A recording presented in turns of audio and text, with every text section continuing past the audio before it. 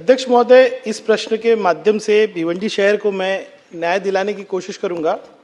अध्यक्ष महोदय, 26 जनवरी 2007 को टोरेंट पावर कंपनी को फ्रेंचाइज दिया गया भिवंडी के अंदर। उस वक्त तर्क ये था कि भिवंडी शहर में जो डिस्ट्रीब्यूशन लॉस है वो 40% से 60% है और आपने भिवंडी को सिलेक्ट किया सबसे पहले प्राइवेटाइजेशन के लिए।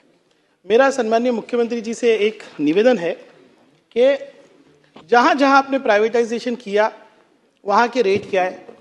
आपने टाटा पावर के रेट अगर देखें 100 से 300 यूनिट के तो 7 रुपये 10 पैसे है, बेस्ट के देखें तो 7 रुपये 17 पैसे है, अदानी के देखें तो 8 रुपये 13 पैसे है। टोरेंट पावर कंपनी यानी MSEDCL, Torrent power is MSEDCL क्योंकि फ्रेंचाइज है, यहाँ पे रेट है 11 रुपये 10 पैसे। मेरा एकदम नम्र निवेदन है कि अगर प्राइवेटाइजेशन का फायदा हमको क्यों नहीं मिल रहा। आज हमारे यहाँ पे एनर्जी लॉस, जिसको आप चोरी बोलिए जो बोलिए, वो 9% पे आ गई, उसमें भी थेफ्ट 3 से 4% है। तो अध्यक्ष महोदय, मैं सरकार से पूछता हूँ कि सबसे आज शिस्त और सबसे ज्यादा ईमानदारी से पावर बिल भरने वाला शहर कौन सा है? भिवंडी है। अगर एनर्जी लॉस इतना कम हो गया तो उसका बेनिफिट तो हमको दीजिए, कुछ इंसेंटिव दीजिए। मेरा पहला सवाल है, क्या सरकार ये परफॉर्मेंस देख के उस शहर को जिसने आपकी बात माना, जिसने फ्रेंचाइज को एक्सेप्ट किया और आज भिवंडी महाराष्ट्र का नंबर 1 शहर है, उसको इंसेंटिव दोगे क्या? दूसरा मेरा सवाल है कि एनर्जी एक्ट जो 2003 की है वो प्रोविजन रखता है कि आप मल्टी फ्रेंचाइज या लाइसेंसी रखो। हमारा क्या कहना है, आज मोबाइल के अंदर आपको चाहिए तो आप वोडाफोन लीजिए, एयरटेल लीजिए, जियो लीजिए, जो लीजिए। क्या भिवंडी शहर को, क्योंकि अभी टोरेंट पावर का जो है एग्रीमेंट खत्म होगा, 20 साल सर हमने ईमानदारी दिखाई है, आज मैं हाथ जोड़ के न्याय मांगने आया हूं। क्या आप एक से ज्यादा, हमारे यहाँ पे लोग कह रहे हैं कि आप एक से ज्यादा फ्रेंचाइज होना चाहिए और आप सर लिबरलाइज्ड है, हमारे मुख्यमंत्री जो है लिबरल थॉट के, तो हमारे यहाँ पे मल्टी जो है आप फ्रेंचाइज या लाइसेंस लाएंगे क्या?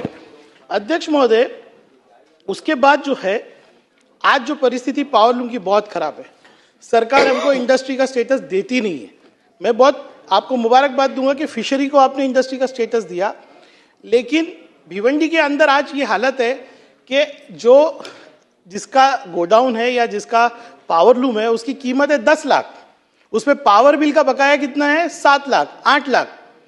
आपने इसी सभागृह में मेरी बात का मान रखते हुए DF एमनेस्टी स्कीम लाई थी, यानी जब मैंने आपको बताया कि मुमरा के अंदर जो आपने करार किया वो मूल रकम प्लस 10%, आपने वो करार को एक्सेप्ट किया।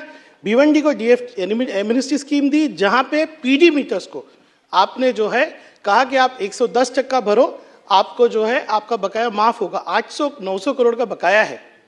अध्यक्ष महोदय, 1 साल वो स्कीम थी, कोविड था, बहुत सारे आर्थिक स्थिति बराबर नहीं थी, फिर भी लोगों ने 8 करोड़ रुपए भरे। मैं सिर्फ आपसे मांग करता हूं वही DF एमनेस्टी स्कीम को आप 1 साल के लिए और एक्सटेंड करके इंट्रोड्यूस कीजिए। ठीक है। दूसरा अध्यक्ष महोदय, एक लास्ट क्वेश्चन है, लास्ट क्वेश्चन अध्यक्ष महोदय, मुझे मालूम है सम्माननीय मुख्यमंत्री जी, हमारी मंत्री बहन ये सपोर्ट करना चाहते पावर लूम को। CM साहब, बहुत ही रास्त बात कर रहा हूं मैं, लाइव मीटर में आप मुझे मालूम है कहेंगे कि मैं नहीं कर सकता, लेकिन सिर्फ पावर लूम और एंसिलरी यूनिट्स है, आज बहुत बुरी हालत है। मेरे यहाँ पे जो मेरे दोस्त है, मैं 2019 में चुन के गया अध्यक्ष महोदय, लोग पावर लूम चलाते थे, आज नौकरी कर रहे हैं। मैं सिर्फ कह रहा हूं कि लाइव मीटर में आप जो है 1 टाइम सेटलमेंट स्कीम लाइए, लोग पैसे भरने को तैयार है ताकि ये झंझट से बाहर निकले।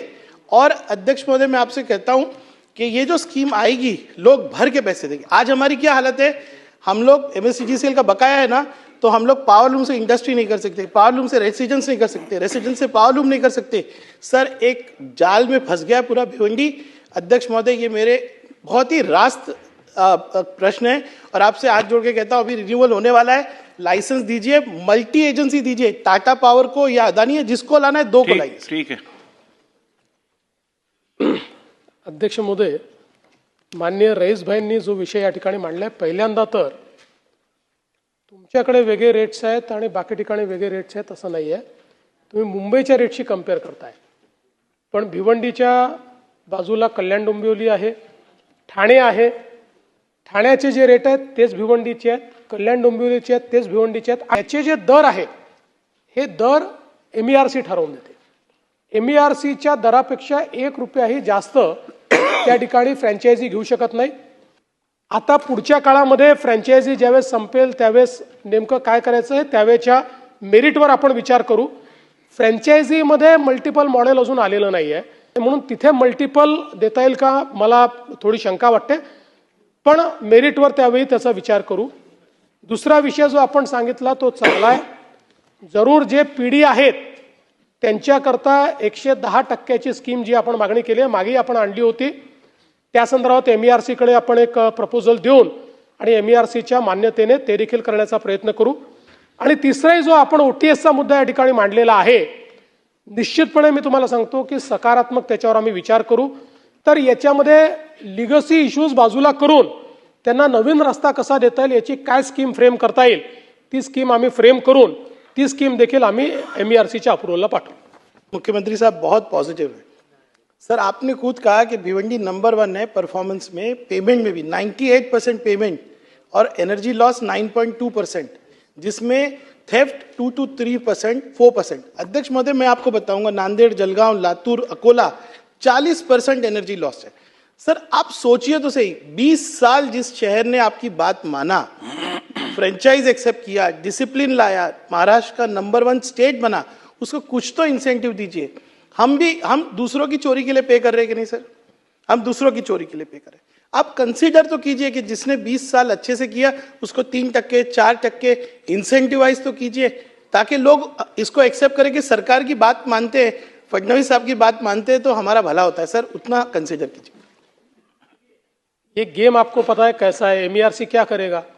अगर हमने कहा कि भिवंडी को 3% इंसेंटिव दो तो उसका टोटल कॉस्ट का कैलकुलेशन MERC निकालेगा. समझ लो कॉस्ट का कैलकुलेशन 1000 करोड़ रुपया है.